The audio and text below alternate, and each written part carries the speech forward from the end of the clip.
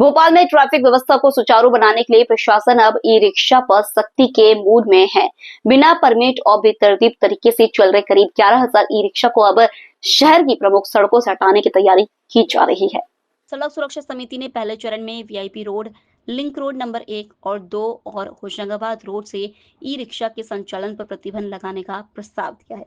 बता दें कि इन दिनों भोपाल की सड़कों पर करीब 11,000 ई रिक्शा बिना परमिट दौड़ रहे हैं। वहीं पिछले 3 सालों में 8,700 से ज्यादा ई रिक्शा खरीदे गए हैं। ट्रैफिक पुलिस के अनुसार ई रिक्शा के संचालन को लेकर ना तो कोई स्पष्ट गाइडलाइन है और ना ही परिवहन विभाग से इन्हें परमिट लेना अनिवार्य है। पुलिस उपायुक्त यातायात संजय कुमार सिंह ने बताया कि ई रिक्शा को शासन की ओर से परमिट की छूट मिली हुई है। इनके ऊपर सामान्य परमिट नियम लागू नहीं होते। यही वजह है कि ये वाहन मनमाने तरीके से किसी भी मार्ग पर चलते हैं और कहीं भी खड़े हो जाते हैं, जिससे ट्रैफिक बाधित होता है। सिटी बस से कॉलोनी तक कनेक्टिविटी देना था। संजय कुमार सिंह ने बताया कि ई रिक्शा शुरू करने का उद्देश्य था कि ये कॉलोनियों से सिटी बस स्टॉप तक कनेक्टिविटी दे, लेकिन वर्तमान में ये मुख्य मार्गों पर ही अधिकतर देखे जा रहे हैं। हमने प्रस्ताव दिया है कि ई रिक्शा को प्रमुख मार्गों से हटाकर उन्हें उनके मूल उद्देश्य के अनुरूप सीमित क्षेत्रों में संचालित किया जाए। सर, ट्रैफिक व्यवस्था को सुगम और सुचारू बनाने के लिए जो ई रिक्शा चल रहा है उनको कुछ मुख्य सड़क के जो हैं वहाँ से हटाने की तैयारी सड़क सुरक्षा समिति की बैठक में लिया गया। क्या पूरा मामला है और किस तरह से इसको अमली जामा पहनाया जाएगा? इस संबंध में सड़क सुरक्षा समिति की बैठक में इसके बारे में चर्चा की गई है। विशेष रूप से जो ई रिक्शा है वो गलियों के हिसाब से या कॉलोनीज़ के हिसाब से तैयार किए गए हैं वाहन है, जो कि कम गति से चलते हैं और उनकी जो बनावट है वो बड़ी काफ़ी हल्की होती है।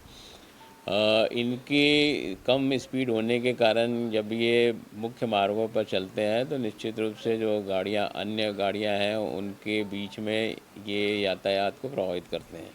जो इनकी गति के कारण ट्रैफिक स्लो चलता है और कभी कभी मुख्य मार्गों पर चलने से जब दुर्घटना की संभावना होती है तो इनमें क्षति बहुत ज़्यादा होती है।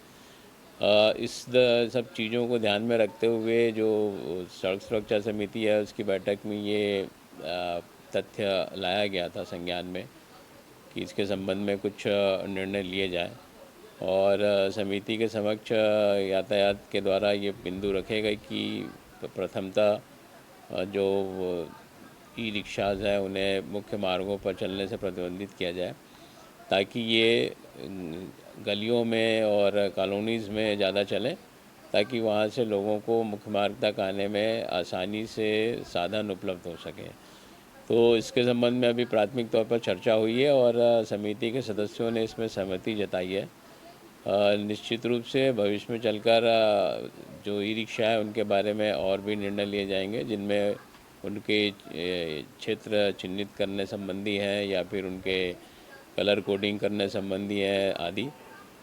लेकिन इसके संबंध में आगे विस्तृत चर्चा की जाएगी। अभी ये वर्तमान में निर्णय लिया गया है कि इनको डिटेल रूप से अध्ययन करके और उनका पूरा एक चार्ट बनाया जाए कि किन किन मुख्य मार्गों पर इन्हें प्रबंधित किया जाना है, ताकि जो शहर का यातायात है वो व्यवस्थित हो सके तथा ई रिक्शाज भी अपने समुचित स्थान पर और समुचित मार्गों पर चल सकें। इसमें सर देखने में आया है कि कई ऐसे ई रिक्शा जो चला रहे हैं उसमें नाबालिग बच्चे भी हैं, छोटे बच्चे भी हैं और बेतरतीब तरीके से पूरे शहर में दौड़ा रहा है। इसमें कई ऐसे हैं जिनका रजिस्टर्ड नहीं है, जो परमिट नहीं है, उसके बावजूद भी सड़कों पर दौड़ रहा है। तो ऐसे ई रिक्शा के खिलाफ क्या कार्रवाई की जाएगी? देखिए, ये चेकिंग के दौरान जब भी इस तरह का नाबालिग वगैरह चलाते हुए मिलते हैं तो उसमें निश्चित रूप से कार्रवाई होती है हमेशा। परमिट के संबंध में क्योंकि शासन के स्तर पे ये मैटर है और शासन के द्वारा परमिट से इन्हें छूट दी गई है, तो अभी परमिट का कोई प्रश्न इनके संबंध में नहीं आता। रजिस्ट्रेशन सभी वाहनों का किया जाता है और इसके संबंध में भी जब चेकिंग के दौरान इस प्रकार के वाहन मिलते हैं तो यातायात पुलिस द्वारा कार्रवाई की जाती है।